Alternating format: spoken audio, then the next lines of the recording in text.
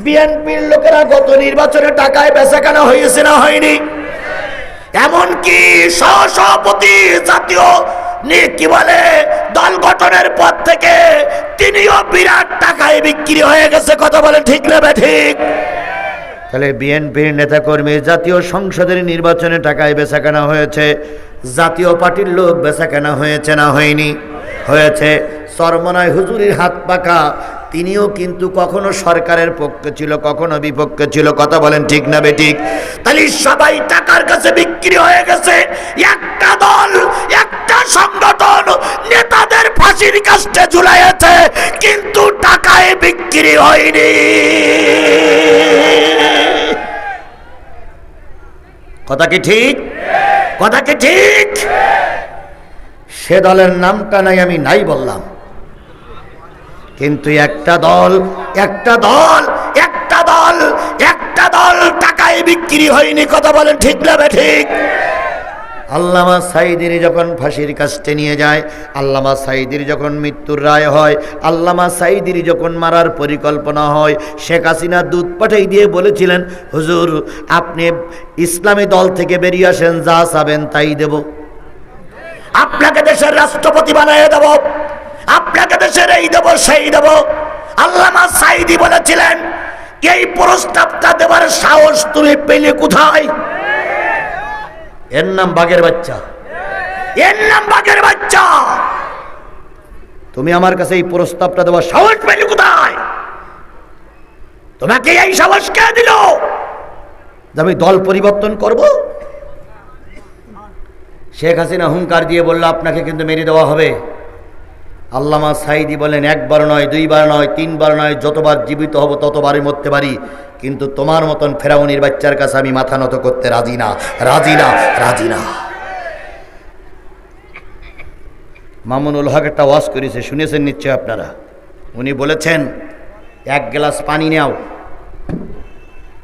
সেই পানিতে মোরা ফেরাউন যেখানে আছে ওই ফেরাউনের এনে পানিতে গোলো, 7 দিন পর দেখবা পানির একটা কালার হয়েছে।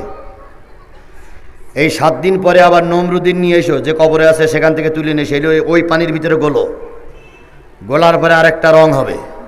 তাহলে কয় নেতার গলা হইল? এরপরে বলতেছে কারুনি তুলে নেছো, ওই পানির ভিতরে গোলো। এরপরে আব্দুল্লাহ বিন উবাই ইবনে সুলুল যে কবরে আছে ওখান থেকে তুলিয়ে আনো, তুলিয়ে আনার পরে এই পানির ভিতরে গোলো।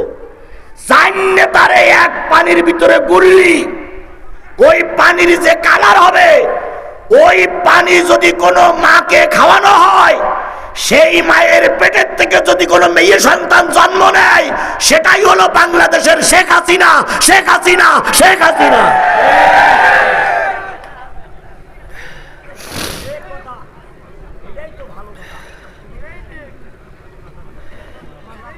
ভাই আমার নামে আর মামলা দিয়েন না ভাই।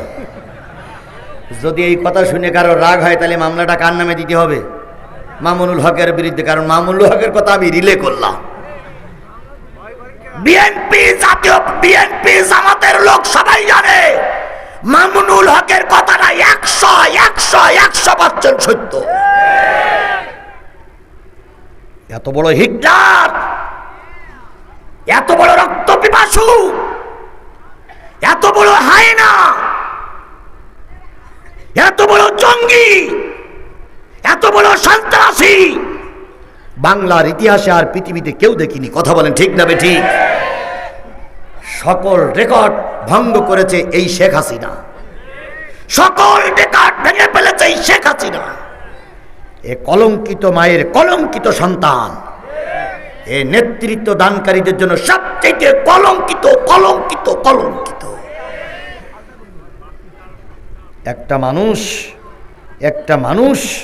একটা মানুষের গলায় ছুরি দিতে পারে না। কথা বলেন ঠিক না বেঠিক? বজলুল হুদাকে যেদিন ফাঁসিতে ঝুলাবে, আরো 3 জনকে ফাঁসিতে ঝুলানো হলো, শেখ হাসিনা বললেন বজলুল হুদাকে আমি জবাই করব। উনি চলে গেলেন জেলখানার ভিতরে, ছেলেদের নিয়ে গেলেন, দলের লোকদের নিয়ে গেলেন, বললেন তোমরা এর পা বাঁধো। পা বান্ধা হলো, হাত বান্ধা হলো, এরপরে কোমরে দড়ি পরানো হলো, 5 জন পার পরে বসে আছে, 4 জন মাথা ধরে দাঁড়াই আছে, পা হাত বান্ধা। শেখ হাসিনা নিজেই তরবারি ধরে, নিজেই ছুরি ধরে গরুর মতন ওই বজলুল হুদাকে জেলখানার ভিতরে জবাই করেছে। যেই পাপিষ্ঠ নারী বজলুল হুদার মতন একজন মানুষকে জেলখানার ভিতরে নিজে হাতে জবাই করতে পারে, সে মানুষ রূপী জানোয়ার, সে মানুষ রূপীর কলঙ্ক, মায়ের কলঙ্ক তো সন্তান।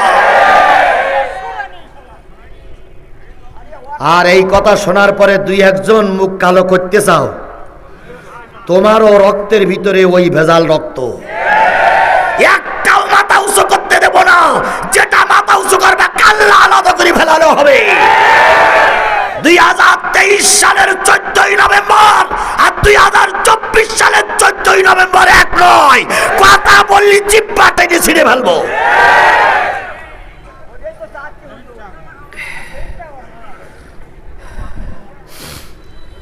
হয় বোঝোতে বোঝো, আর না বুঝলে আপা যে পথে গেছে তুমিও সেই পথে চলে যাও। তোমার মতন চোর, তোমার মতন ডাকাত, তোমার মতন খুনি, তোমার মতন সন্ত্রাসী বাংলাদেশে থাকা দরকার নাই, দরকার নাই, দরকার নাই। চলবে, চলবে, চলবে, বাস। সারা রাত তো করবো রে ভাই, আমি নিজেই বিপদে। এবছর এত মাহফিলের চাপ, দুপুরবেলা একটা করায়, সন্ধ্যা একটা করি, রাত্রিকে একটা করে, কুলুই বাড়তেছে না। আর আমার তো ওই নরম কথা হয় না, আমার কথাগুলোতে এরকমই হয়। আমি তখনও যেরকম ছিলাম এখনো সেই রকম আছি, মৃত্যুর আগ পর্যন্ত আল্লাহ যেন এভাবেই কবুল করে।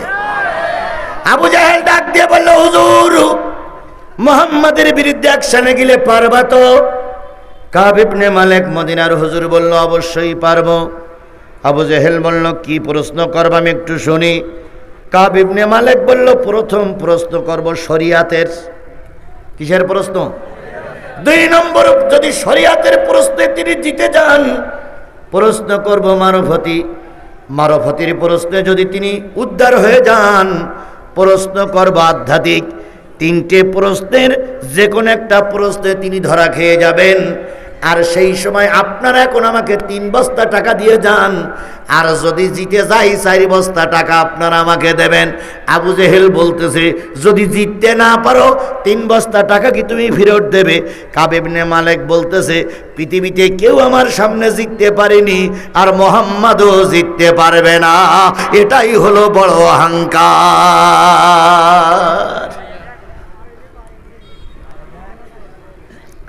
এরকম অহংকারী হুজুর আমাদের সমাজে ছিল না? ছিল না? জোরে বলেন, ছিল কে ছিল না? একটা হুজুর উড়িয়ে এসে ওয়াজ করতেন। তিনি একবার ওয়াজের মাহফিলে বলেছিলেন, সরকার আপনাকে ধন্যবাদ জানাই, রাজাকারের বিচার করেছেন। তারপরে আরেক হুজুর বলেছিল সাইদি একটা ভণ্ড, সাইদির জেলখানায় শুধু রাখলে হবে না, তারও ফাঁসিতে ঝুলাইতে হবে। এই 2 জন হুজুর বিমানে চড়ে ওয়াজ করতেন। সেই 2 জন হুজুর ছিল দারুণ জনপ্রিয়তা বক্তা। কিন্তু এখন বাংলাদেশ জামাত ইসলামীর ছেলেরা যখন রাস্তায় নেমেছে, ওই 2 হুজুরের মাহফিল বাংলাদেশে প্রায় জায়গায় বন্ধ হয়েছে।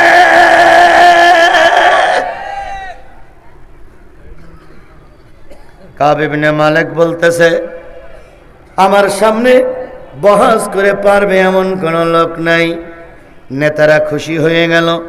বাবা 3 বস্তা টাকা বাইনা দিয়ে গেলাম, 4 বস্তা টাকা জিতলেই পাওয়া যাবে। সবাই হাত তালি দিতে দিতে চলে আসলো। এবার হুজুর দিয়ে হুজুর মারা হবে, এবার কওমি হুজুর দিয়ে আলিয়া হুজুর মারা হবে, আলিয়ার হুজুর দিয়ে কওমি হুজুর মারা হবে। এই রেশম এখনো আমাদের সমাজেই চলছে। আপনি হুজুর, আমিও হুজুর, আমরা কি ভাই ভাই? কথা বলেন ঠিক না বেঠিক? আপনি মসজিদের ইমাম, আমি মসজিদের ইমাম, তুমি আর আমি একই জাতের ভাই ভাই। তোমার দোষ যদি পরিলক্ষিত হয়, আমার দোষ যদি পরিলক্ষিত হয়, দোষগুলো এক জায়গায় বসে সংশোধন করো, কারোর সামনে কারোর হে প্রতিপন্ন করো না। আলেমে আলেমে বিভেদ এখন, জালেমে জালেমে দোস্তি। আলেমে আলেমে বিভেদ এখন, জালেমে জালেমে দোস্তি। পথের ঠিকানা জানা নাই কারো, কে কোথায় পাবে স্বস্তি। আলেমে আলেমে বিভেদ এখন, জালেমে জালেমে দোস্তি। পথের ঠিকানা জানা নাই কারো, কে কোথায় পাবে স্বস্তি। নির্ধারিত সময় আসলো, মক্কায় একটা আনন্দর বন্যা বয়ে যাচ্ছে।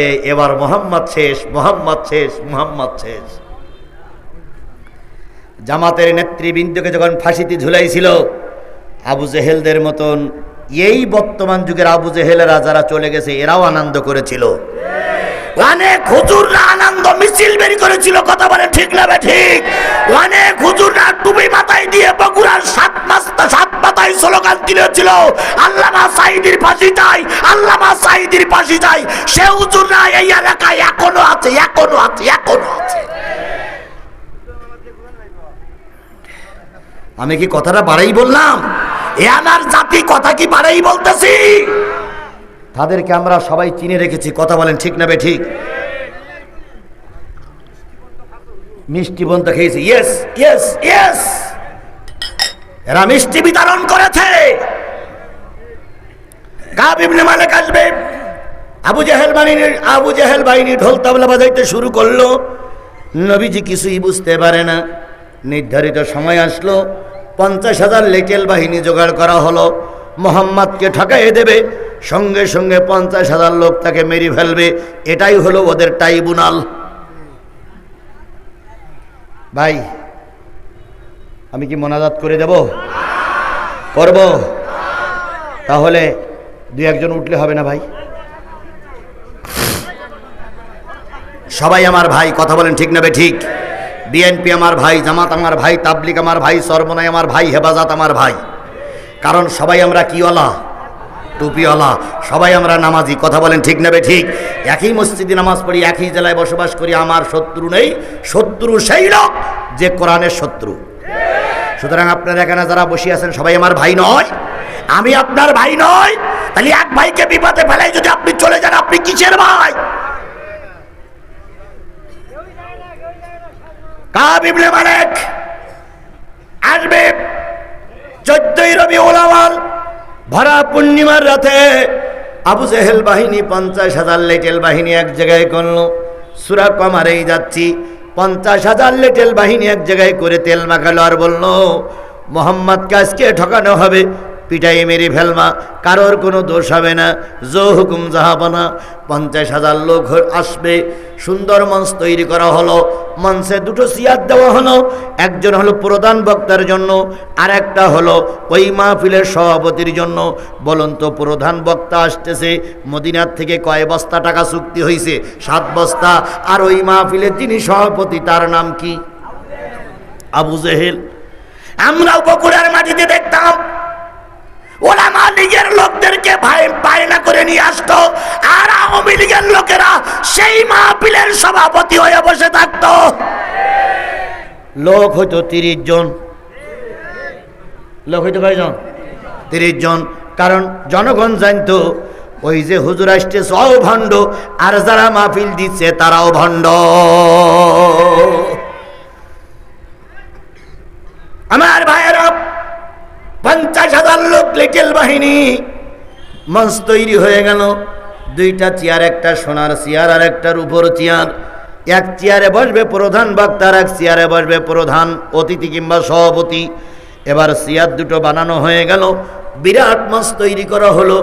নবী তার দলের লোকদের কিছু বলা হয় না, শুধু বলে শুধু বলে শুধু বলে শুধু বলে খেলা হবে।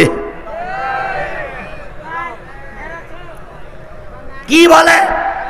কিন্তু কিসের খেলা হবে তা বলে না। সাহাবীরা ভয় পায়, কবে খেলা হবে, কি খেলা হবে, কিছুই তো বলে না।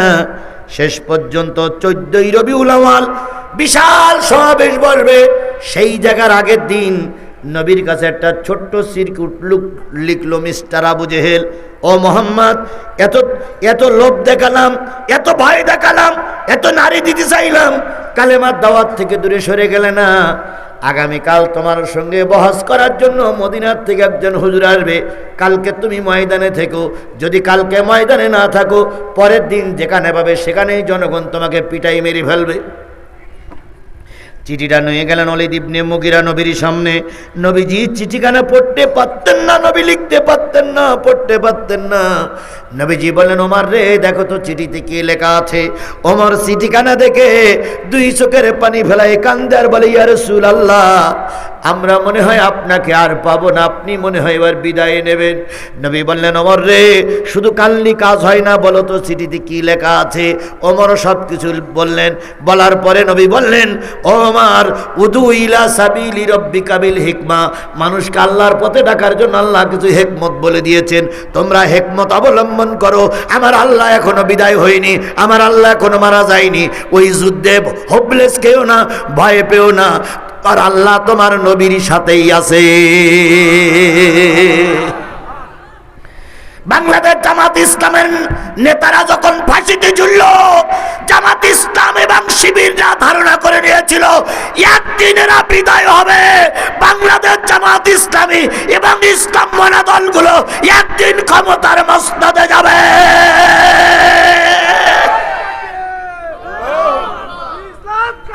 সেই সময় এখন আমাদের হাতছানি দিয়ে ডাকতেছে, কথা বলেন ঠিক না বে ঠিক? এই সময়টা আমরা অবহেলা করলে চলবে না, এই সময়টাকে অবশ্যই কাজে লাগানো লাগবে। নবীজি বলেন, ওমর কয়জন আমরা মুসলমান? ইয়া রাসূলুল্লাহ, আপনি বাদে আমরা 40 জন। আপনি বাদে? নবীজি বললেন, 2 জন করে কাতারবদ্ধ হও। আগামীকাল সন্ধ্যার আগেই 20টা জায়গায় 2 জন করে বসে পড়বা। ওরা থাকবে কয় হাজার, আর তোমরা থাকবা 40 জন।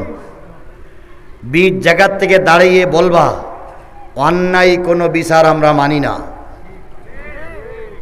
তোমরা লোক কয়জন? কয় জায়গার থেকে দাঁড়িয়ে বলবা। আর আবু জেহেল আর ওই বড় হুজুর মঞ্চে বসে বসে চিন্তা করবে, এ লোক তো সব মোহাম্মদের দলে।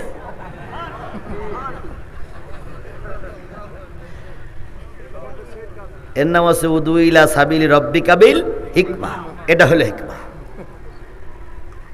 যখন যা পানা, যেমন কথা তেমন কাজ। 40 জন লোক চলে গেলেন ভিতরে। পরের দিন কাব ইবনে মালিক 5 জন সঙ্গী নিয়ে যথা সময় মঞ্চে এসে হাজির হয়ে গেছে। যথা সময় মঞ্চে এসে হাজির হয়ে গেছে। এবার মঞ্চে এসে যখন আবু জেহেলের সঙ্গে মোসাফা করতেছে, কোলাকুলি করতেছে, তখন আবু জেহেল বলতেছে, হুজুর মোহাম্মদ হয়তো এখনই আসবে, প্রশ্ন কি করবেন তা কি আপনি ভেবে বুঝে আসছেন? কয় হ্যাঁ, প্রথম প্রশ্ন শরিয়াতের, পরের প্রশ্ন মারফতি, তারপরের প্রশ্ন আধ্যাত্মিক, যে কোনো একটা প্রশ্নই মোহাম্মদ ঠকে যাবে। আবু জেহেল বলতে, মোহাম্মদ সম্পর্কে আপনার কোনো ধারণা আছে? তো বলতেছে, কেন? কয় মোহাম্মদ যা বলে তাই হয়। দেখেন, যারাই দাওয়াত করিয়ে নিয়েছে তারাই আমার ভয় দেখাচ্ছে। তা বলতেছে, মোহাম্মদ যা বলে তাই হয় মানে? কয় আমি একদিন মাথায় করে কিছু ফল নিয়ে যাচ্ছিলাম বাজারে, প্রতিমধ্যে মোহাম্মদের সঙ্গে দেখা। মোহাম্মদ বলতে, চাচা ওই ডালার ভিতরে কি? তা আমি চিন্তা করলাম, এতিম মানুষ যদি বলি ফল হয়তো সেই বসতে পারে, তাই বললাম এই ডালার ভিতরে পাথর। তা মোহাম্মদ মিসকে হেসে দিয়ে বলতেছে, চাচা আপনি যেটা বলেছেন ওটাই যেন হয়। কোনো দোয়া কালাম কিচ্ছু পড়ল না হুজুর, শুধু বলেছেন যেটা বলেছেন ওইটাই যেন। আমি এই কথা শুনে বাজারে গেছি। বাজারে যাওয়ার পরে মাল সামানা সব বিছাইয়ে ডালা উপুল করি, দেখি সব পাথর। এ বলো সেই লোক। বাহাস তো করবেন, হিসাব কিতাব করেই বাহাস করেন। তাহলে হুজুর ডেকে নিয়ে আরো ভয় দেখানি হচ্ছে না ভাই? হুজুরের এতক্ষণ তার সাহস ছিল, এখন বাড়ি ডেকে নিয়ে বলতে যে হুজুরের সামনে হজ করবা, সে হুজুর বলে এই হুজুর। কাব ইবনে মালিক বলতেছে, এটা আমার আগে বলেননি কেন?